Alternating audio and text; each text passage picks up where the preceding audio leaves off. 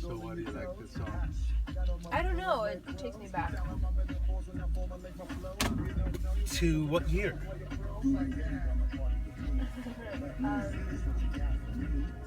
Is this Busta? Is this Busta? High school. It's high school. Yeah, Busta Rhymes. I don't know. Sounds like him.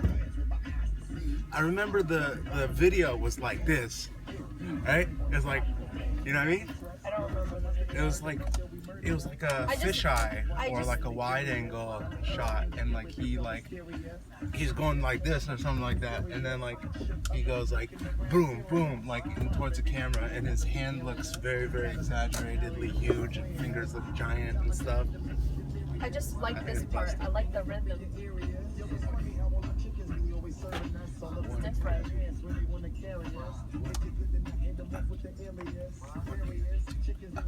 Do I go that way or the other way?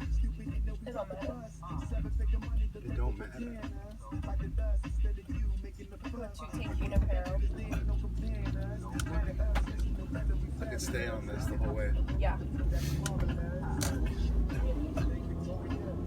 Have you heard this song? Yeah, no, it's this back in the day. Like, how old do you think you were? You said? I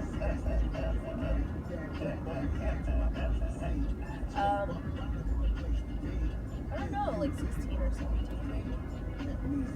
So that would mean You must have I been was. in college. No, I think it's earlier than that. Earlier than that. This is definitely high school for me, or earlier. Oh, maybe it's much younger. I don't remember. Around the same era as Nelly Oh, I love that. and Ja Rule I and wasn't DMX. DMX was hard to listen to. And then shortly after was Eminem. Yeah, that's a good song. That was I like it. a good song. Yeah. I like the rhythm. And then what is this? Eat 2 to 3 meals. No. You see your best friend. No. No. Have the attention at a large party. Yep. Oh. Anna's favorite song. Yeah. So one cool thing about this song is it's in C minor. It's really high up. But the thing is, like, I heard Adele got vocal surgery She did. She was in Boston. at Mass General. Yep. Is it Mass General? Yeah, she was there when I was there. Home of euthanasia. Yes. Correct. Yeah, and I don't know what it was from, but this happens with a lot of singers, especially pop singers, that they get nodules on their throat. So I was taking vocal lessons during this time when this song came out, and I asked because I liked her a lot, I liked the song a lot, and I asked my teacher about her, like if I could sing the song or just about Adele in general. She's like, yeah, and she told me that Adele doesn't sing properly. And then she said she has bad technique or yeah, something. and she says that's why she needed to get surgery. Well, I don't know how she could know that, but just maybe as a vocal teacher, you're just like, yeah, I can hear it. Right. You know? And she told me. But yeah, it makes sense, because if you hear her in this song, she doesn't sound like she's like singing it easily. Right. You know what I mean? She It's, like, sounds very strange. Difficult, yeah. And that's kind of appealing when it comes to modern pop vocals, right? You sound like you're crying, and it's like this very like manufactured emotion. I mean, Adele has a great voice. She's a great singer, but that aspect of it, you know, is like, I mean, she has a really unique and great voice, very full and very like soulful, you know. But like, Do you think if she didn't sing with such, you know, like difficult or I guess manufactured labored singing, labored into that Yeah. she would still be as popular? Maybe or- not. Maybe not. You know, the price of success. What do you think her voice really sounds like? Her singing voice. Oh no, the reason I was gonna say earlier is that I think it's interesting that it's in C minor because she goes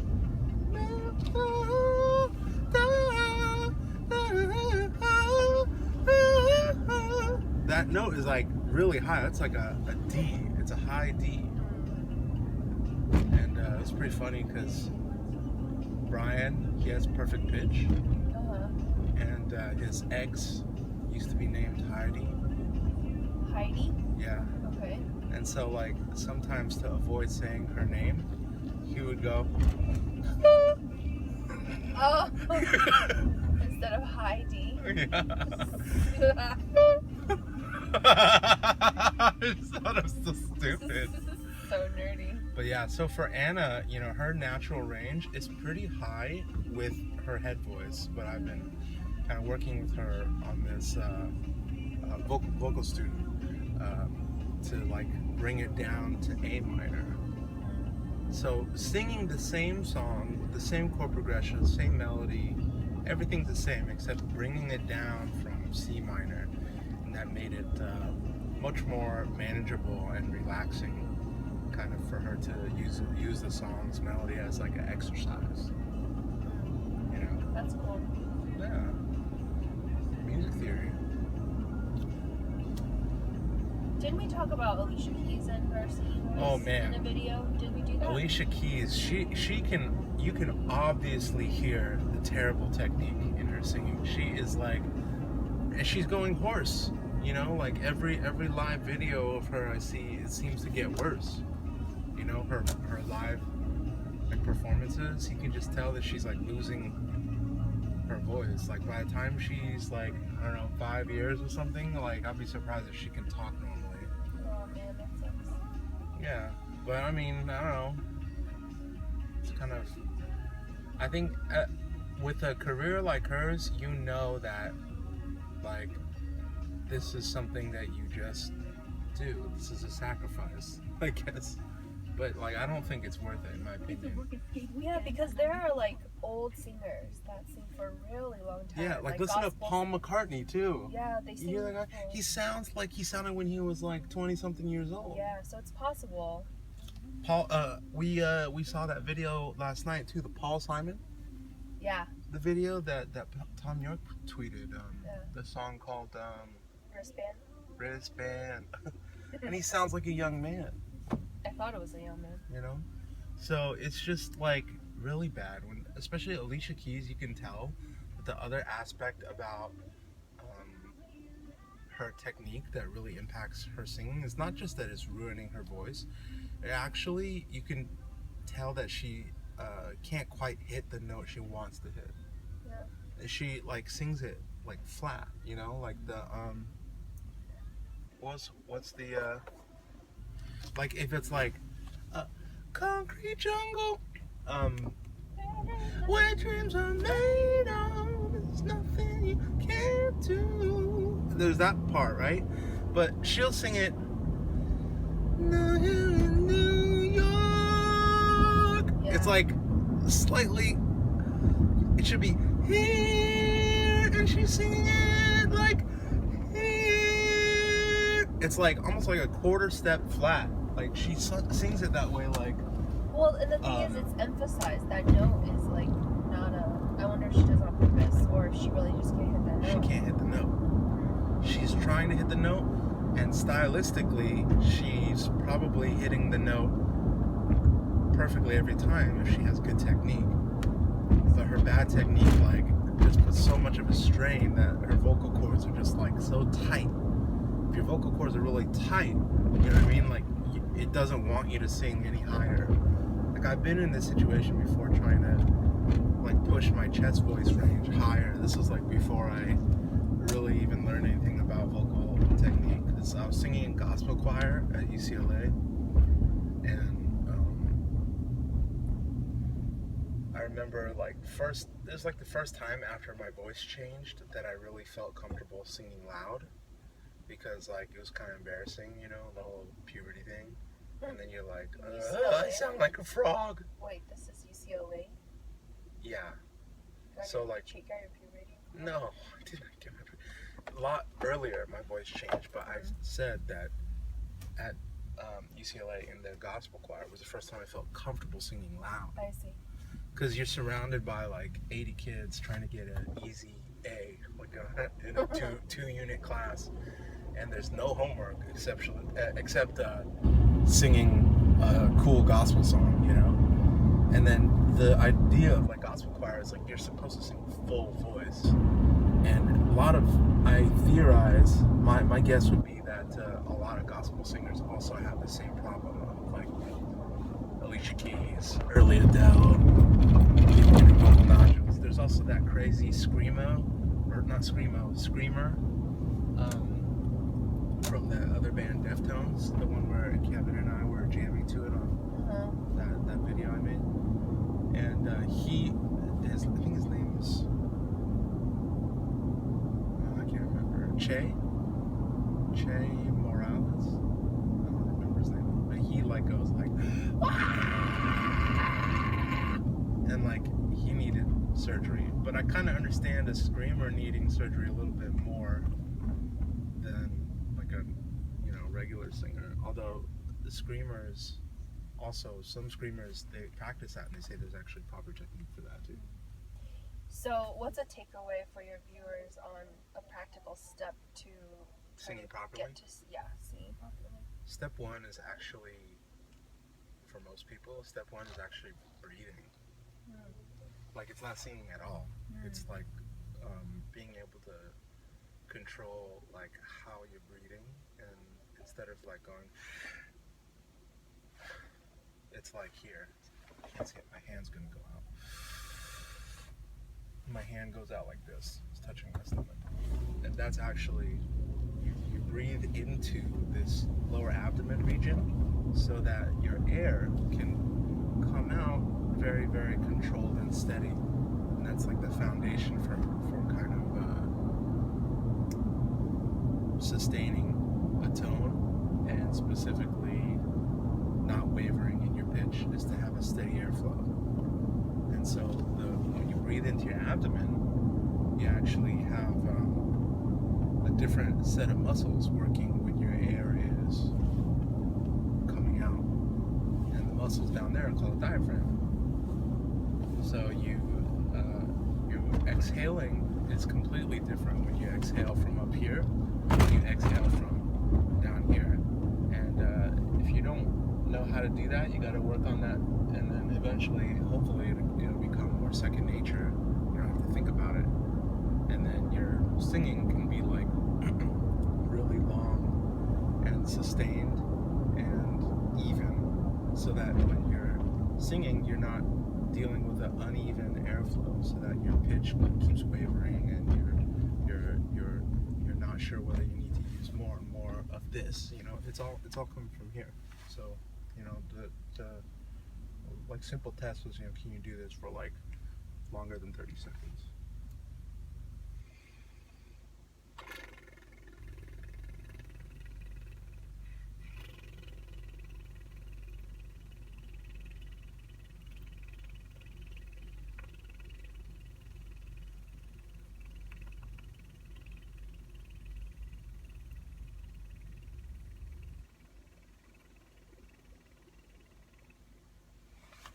That was pretty weak. I've been able to do it for 45 seconds before. I think that was probably more like 20 something. Yeah.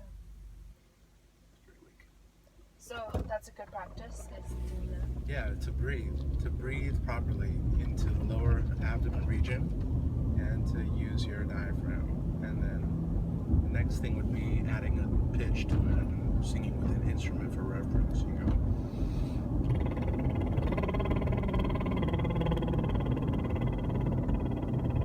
And if your air is not coming out, there's no way you can make your lips roll. A lot of people go,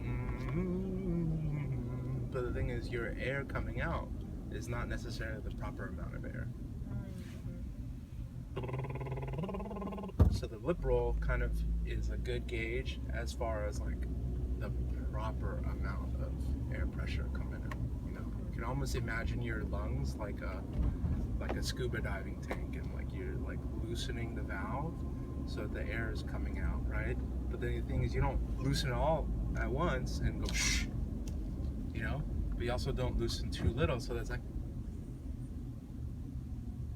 so between and it's probably more like here, you know.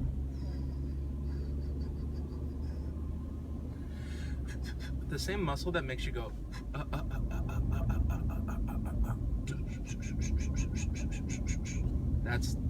that's actually your diaphragm. Some people do it with like a cup with water, and they stick a straw in there, and then you just breathe out through the straw, and that's the same like area. So I do this with my cheeks because my cheeks are too heavy sometimes. It's hard to go just like it, just all the air comes out, but then I use my fingers here and I go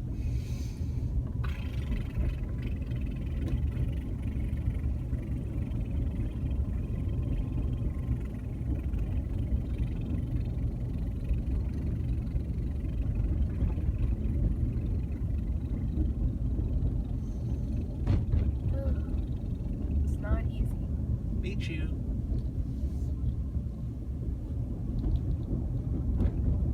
Cool. That's very practical.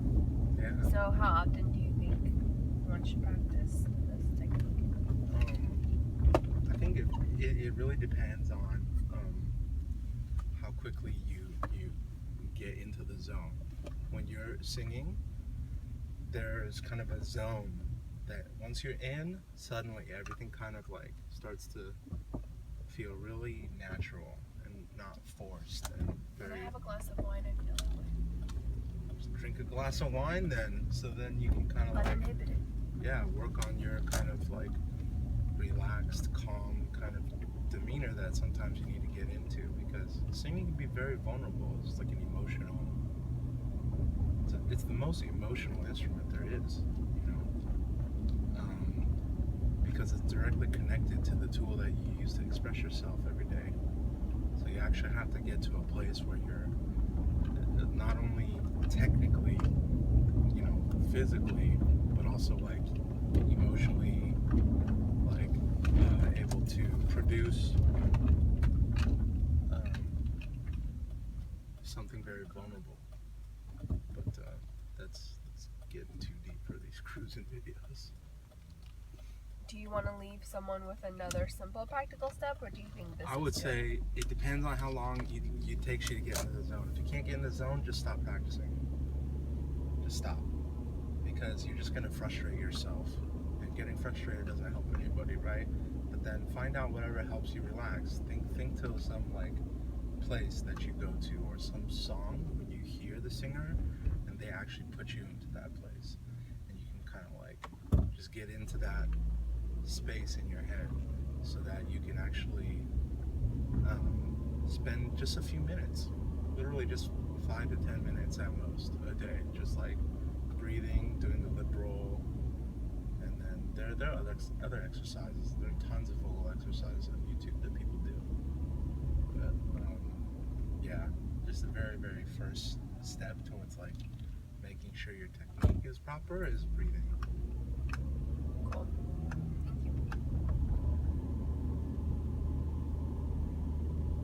Okay, Let's do the lip roll again. Ready? what's Lip roll. okay? Ready?